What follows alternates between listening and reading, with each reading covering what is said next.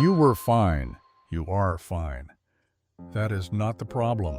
The problem is what happened last Tuesday in the cereal aisle of a grocery store, or on a side street you took without thinking, or when someone used a phrase the other person used to use, and for approximately 4 seconds, the loss was as unresolved and present and raw as it was the day it happened.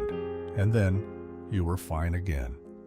And you went home, and you didn't tell anyone, because what would you say?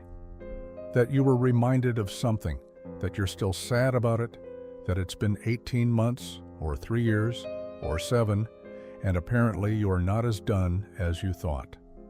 The thing that has no name is not grief in the ordinary sense. You know grief. You've done grief. This is something more specific. The way the loss surfaces without warning in environments that have no apparent relationship to it, and touches everything in your hands for a moment. The carton, the steering wheel, the conversation you were in the middle of, and then recedes, and you continue. Because you are genuinely fine, and because the moments are brief enough that they can be explained away as memory, as a bad day, as something that has nothing to do with anything unresolved. You lost a version of the future you had organized yourself around, a relationship, a path, a self-concept, a version of who you were going to be. It did not die publicly. No one brought a casserole, and the loss is still running underneath your functional life, like a current you have learned to move through without naming it. The mechanism operating on you is not incomplete grieving in the clinical sense. It is something more structurally strange, the impossibility of completing a mourning process for a loss that produced no socially recognized occasion for mourning. The culture knows how to hold death. It does not know how to hold the loss of a self you were supposed to become. It offers you the vocabulary of moving on, of acceptance, of time's general healing properties. And when you apply that vocabulary to the actual situation, when you declare yourself moved on, accepted, healed, you create a condition in which the real process has nowhere to go because it has not concluded. Because acceptance, it turns out, is not an ending. The moment this script is moving toward is the capacity to see your fineness for what it actually is. Not a resolution, not the conclusion of a process, but a particular way of continuing to live in the presence of something that has not finished. The performing of completion has a cost that is felt but not named. When that cost becomes visible, the eruptions from the cereal aisle stop being evidence of your failure to heal and start being evidence of something much more precise, that the loss was real, remains real, and has not been deleted from the psyche by elapsed time or resumed function. The thing you have been doing and have not had language for is this: being genuinely, functionally fine, productive, present, capable of pleasure, and then encountering something small and ordinary that briefly makes the loss as fresh and unresolved as it was when it first landed, and then returning to fine and treating the brief eruption as anomalous, as something that does not belong in the account of where you are, because by the accepted metric of time elapsed and functional capacity, you should be past it, and mostly you are, except when you're not. If this channel is naming things you haven't found named elsewhere, subscribe. That's how it reaches the people who need it. The cultural architecture of mourning was not built for this kind of loss, and the gap between what it provides and what the loss actually requires is where the performing tends to happen. The loss of a future self, a version of you that was going to exist, that had been prepared for, in some cases built toward over years, is a loss that Western culture has no liturgy for. This is not incidental, it is structural. The rituals of bereavement were built around a particular kind of loss, the loss of something that was present. The funeral, the period of formal grief, the one-year mark, the gradual social readmission to ordinary function, all of these assume that what has been lost was real in a way the world can verify. The body was there. The relationship had a shared history. Others also lost it. The loss can be witnessed. The loss of a possible self leaves none of these traces. There is no body. There is no shared history. You were the only one who fully inhabited the expectation of who you were going to be, which path was implied by the present you were living, which version of yourself would have arrived if the relationship had continued or the door had stayed open. Other people may have known the ending before you did. They experienced a version of it from outside, without access to what the inside of that particular future felt like to you. The loss is private in a way that death rarely is. Consider what a specific ordinary Tuesday looks like. 2 years after the thing ended, you go to work. You handle what needs handling. You are pleasant in the ways that pleasantness is called for. And there is a flatness at the center of certain desires, a slight reluctance to want anything too specifically, that you have stopped noticing as a symptom because it has become the baseline. Not depression, not dysfunction, the mild, steady cost of living, adjacent to a loss that has been declared finished and therefore cannot be engaged with directly. You have been fine for so long that the fineness has become structural. The loss has been filed, and the filing means it cannot move. Viktor Frankl, writing from a context of actual bereavement, of having lost family members, of surviving when others did not, identified something about the relationship between suffering and meaning that translates into this territory in a way that nothing else quite does.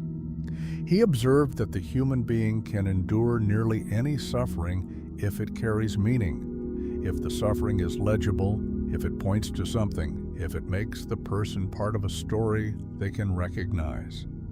And he observed that the suffering most destructive to the psyche is not the most intense, but the most purposeless. Suffering that cannot be narrated, that has no audience to receive it, that generates no recognition from the social world around it. The grief of losing a future self is purposeless in exactly this sense, not because the loss was small, it may have been enormous, but because the culture has not assigned it to the category of losses that warrant a witnessing process. You are expected to handle it. You are expected to, eventually, stop handling it visibly. The suffering generated by the loss circulates inside a closed system, finding no external structure to hold or receive or organize it, and so it stays. Not at full force. It diminishes, genuinely. The acute pitch of the first period does not continue indefinitely, but it does not vacate the premises. It goes underground, and the grocery store brings it back up, and you put it back underground, and you have been doing this for years.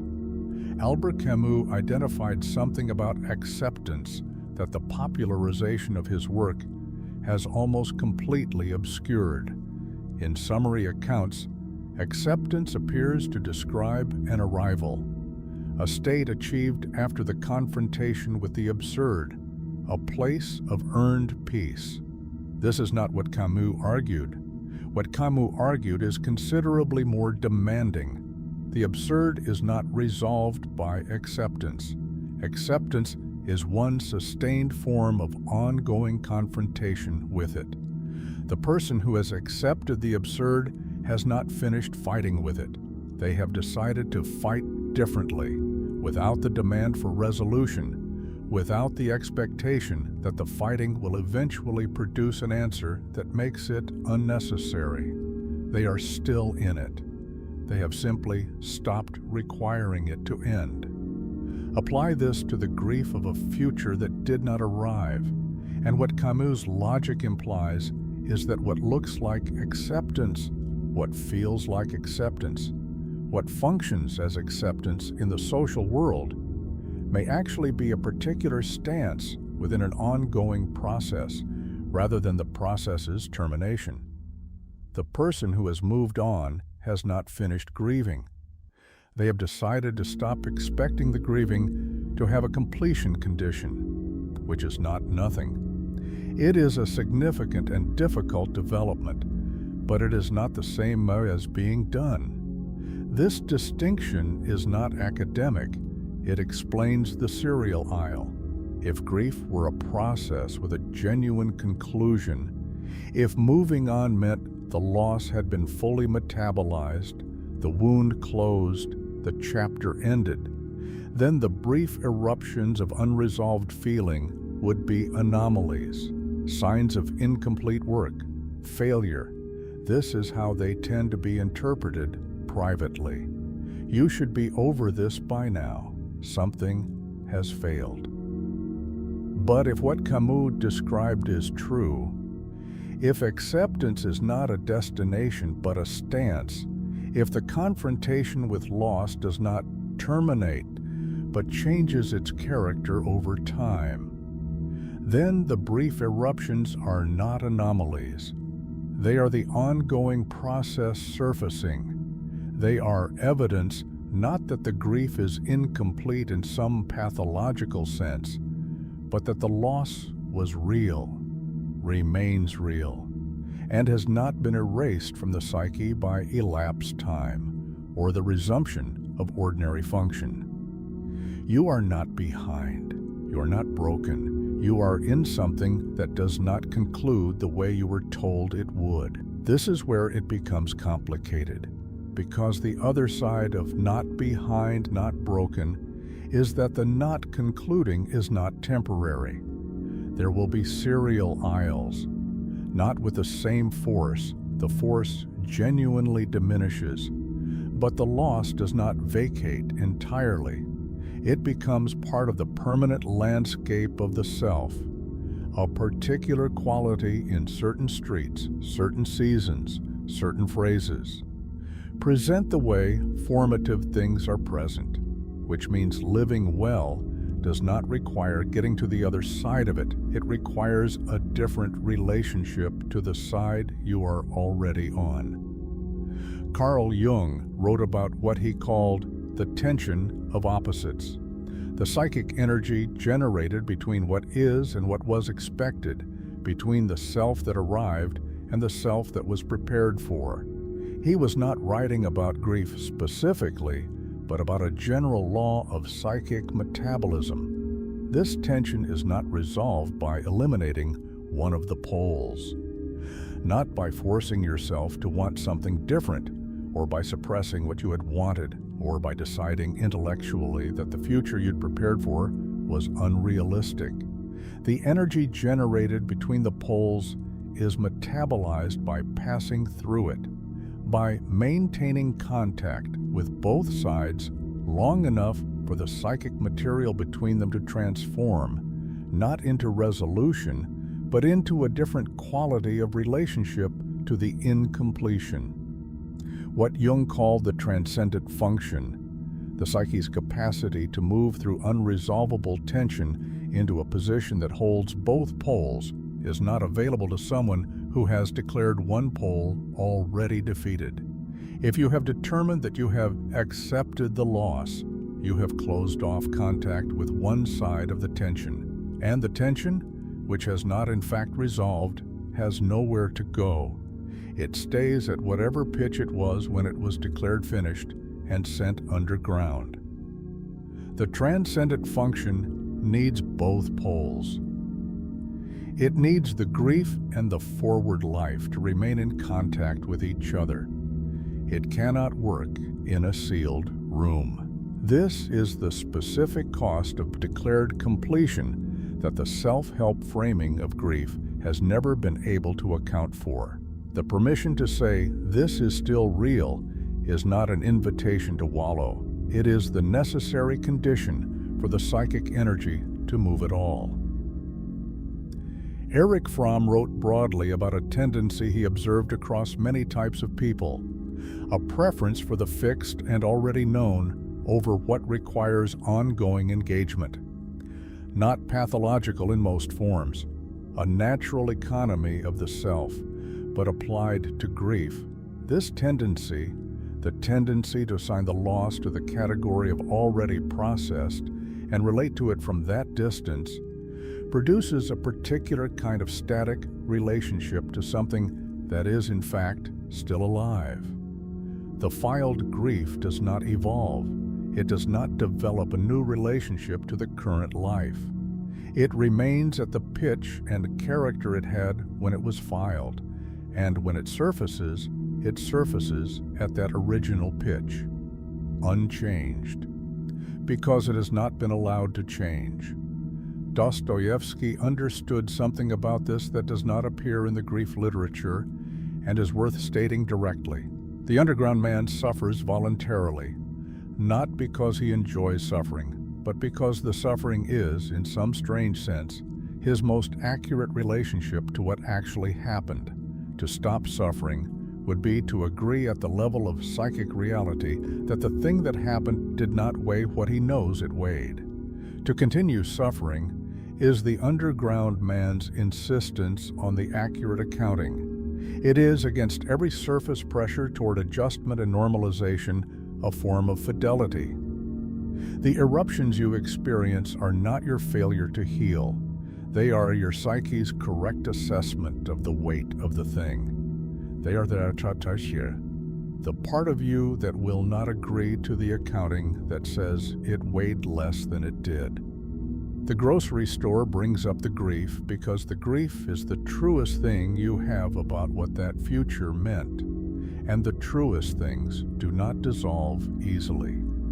This is not an argument for cultivating suffering. It is an argument for understanding that the periodic surfacing is not a malfunction. It is the self being accurate. And the question is not how to stop it. The question is whether the accuracy can be given a home in the present life, acknowledged when it surfaces rather than immediately reabsorbed, named rather than managed back into the file where it has been living. Marcus Aurelius would have little useful to say here. The Stoic framework is a framework for confronting present difficulty, for addressing external pressure and internal agitation through the disciplined exercise of will and attention. It was not designed for the metabolism of permanent absence. The Stoic can stand firm against what is coming at them. They have a less developed relationship with what is simply gone, and what the goneness continues to do to the shape of experience from the inside. The advice that comes from the Stoic direction, let go, accept, focus on what is in your power, do not assign significance to what you cannot change, is not wrong exactly, but it is addressed to a different kind of problem than the one you are in. You have already accepted. You have already focused forward. You are functionally in command of your life. And the cereal aisle does not care about any of this, because the problem is not your command of your present. It is the live wire running through your past that the command of the present has not touched.